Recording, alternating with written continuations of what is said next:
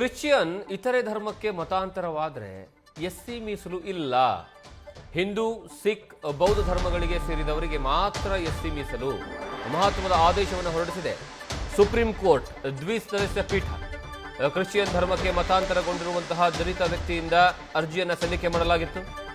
ರಾಮಿರೆಡ್ಡಿ ಅನ್ನುವಂಥವರು ಅವರ ಮೇಲೆ ಆನಂದ್ ಎಂಬುವರಿಂದ ಜಾತಿ ನಿಂದನೆಯ ಕೇಸನ್ನು ಹಾಕಲಾಗಿತ್ತು.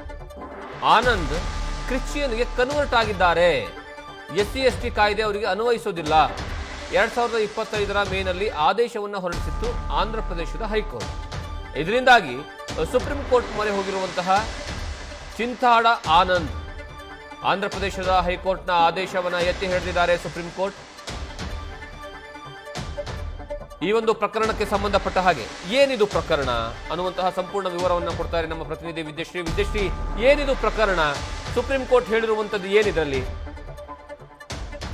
ಜಗದೀಶ್, ರೀಸೆಂಟ್ ಆಗಿ ಜಾತಿ ಸಮೀಕ್ಷೆ ಅಂತ ಒಂದು ಕರ್ನಾಟಕ ಸರ್ಕಾರ ಮಾಡಿದಾಗ ಆ ಜಾತಿ ಸಮೀಕ್ಷೆಯ ಕಾಲಂ ನಲ್ಲಿ ಜಾತಿಗಳ ಲಿಸ್ಟ್ ನಲ್ಲಿ ಈ ಕುರುಬ ಕ್ರಿಶ್ಚಿಯನ್, ಒಕ್ಕಲಿಗ ಕ್ರಿಶ್ಚಿಯನ್, ಹೀಗೆ ಬೇರೆ ಬೇರೆ ಮಾದಿಗ ಕ್ರಿಶ್ಚಿಯನ್ ಈ ರೀತಿಯಾದಂತಹ ಹೆಸರುಗಳು ಇದ್ದಂತಹ ಕಾರಣಕ್ಕೆ ಬಹಳ ದೊಡ್ಡ ಮಟ್ಟದಲ್ಲಿ ಆಕ್ರೋಶ ವ್ಯಕ್ತವಾಗಿದ್ದು ನಿಮಗೆ ನೆನಪಿರಬಹುದು.